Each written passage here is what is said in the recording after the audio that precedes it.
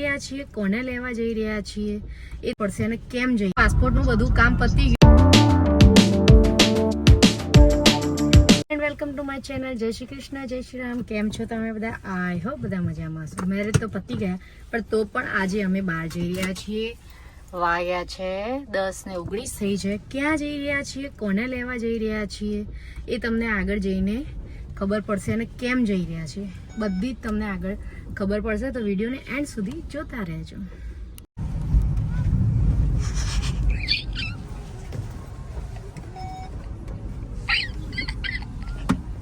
એક વખત બોલ્યું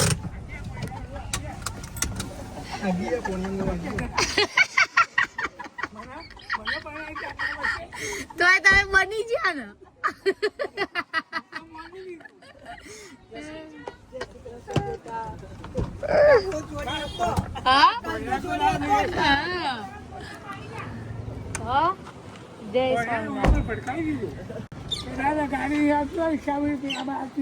તમારા મોનાઈ નહીં તે પણ ગાડી લઈને પરિવાર ના બનાવ્યો. પરિવાર ખોટું વાત છે. સાચું થાય ખોટું બનશે દાદા.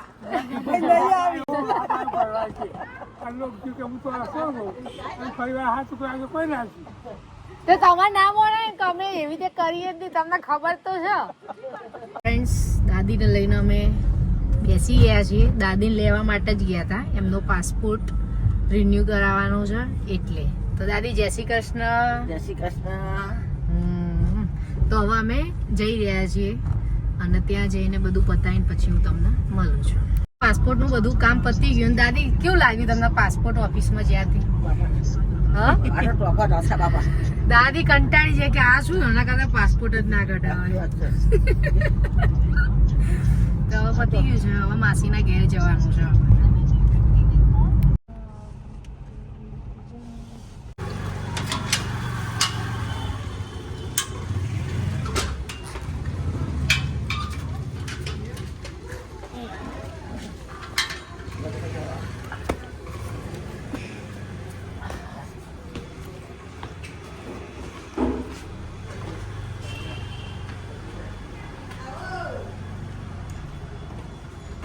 સુગંધ આવી.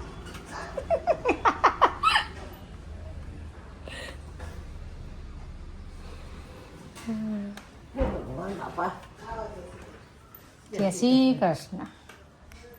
સુગંધ આવી ગઈ માસીઓ. સુખડી બનાવી દીધી તમે. તમારી જુદી જ બનાવો પણ તમારી સુખડી જુદી જ બનાવો. સારી બને એમ.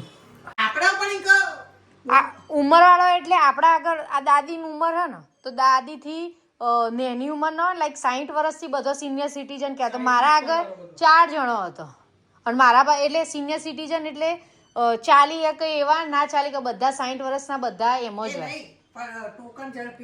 કશું નતું મળતું. આપણા દાદી તમને આગળ કેટલો બેહાડી રાખ્યો પછી નંબર આવ્યો.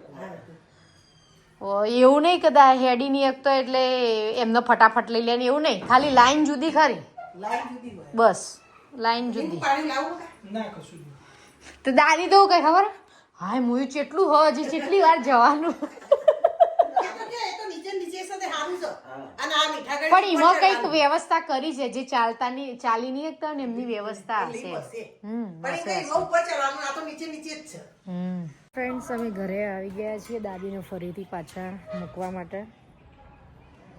અને અહીંયા આવીને જોયું તો મમ્મી પણ આવી ગયા છે એક્ટિવા લઈને અહીંયા થોડા દિવસ દાદી જોડે રહેવા માટે. હા ચંપાબા, જય શ્રી કૃષ્ણ. ઘરે આવી ગયા છીએ. મમ્મી ત્યાં રોકાઈ ગયા છે અને દાદીને મૂકતા આવ્યા છીએ અમે. મમ્મી એમની રીતે ગયા હતા અને અમે દાદીને લઈને ગયા હતા. પછી ડાયરેક્ટ ત્યાં જ આવી ગયા મમ્મી. તો બધા મળી ગયા ત્યાં અને ત્યાંથી લીમડો લેતા આવ્યા છીએ. એકદમ ફ્રેશ વોશ કરી દીધો છે અને થોડો સુકાઈ જાય, પાણી બધું ક્લીન થઈ જાય પછી ડબ્બામાં મૂકી અને ફ્રીજમાં મૂકી દઈશું.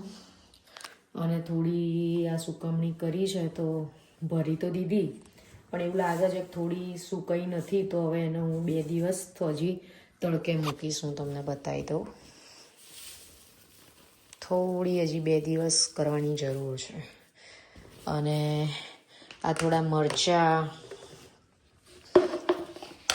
મારા મામીએ બનાવેલા છે. કાઠિયાવાડથી આવ્યા હતા તે ત્યાંથી, મતલબ અહીંયા જ બનાવ્યા હતા, અહીંયા આવ્યા પછી બનાવી દીધા. તો આ મરચાં છે અને બસ આ બધું હવે ઓર્ગેનાઇઝ કરી દઈએ બધું થોડું, અને પછી જમવાનું બનાવીશું અને જમીને એડિટિંગને બધું કરવાનું બાકી જ છે. કારણ કે આ થોડા દિવસ તો બિઝી જઈ રહ્યા છે, તો એમાંથી થોડો ટાઈમ કાઢીને એડિટિંગને બધું કરવું પડે છે. તો બસ વિડીયોને અહીંયા જ એન્ડ કરી દઉં છું. અને આજે વિડીયો થોડો ટૂંકો થશે.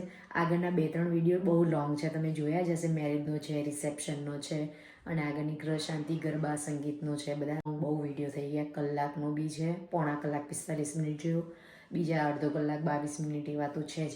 તો આજે થોડો ટૂંકો થઈ ગયો છે. તો ચલો વિડીયોનો અહીંયા જ એન્ડ કરું છું. મસ્ત કમેન્ટ કરી દો, અને મારો વિડીયો પસંદ આવે તો લાઈક કરી દો, જેને સબસ્ક્રાઈબ ના કર્યું હોય સબસ્ક્રાઈબ કરી દો. હવે નવા વિડીયોમાં ફરીથી નવા વ્લોગમાં મળીશું. તો બાય, જય શ્રી કૃષ્ણ, જય શ્રી રામ, એન્ડ એડવાન્સમાં good night, bye. Thank you for watching. Like, share, subscribe, by.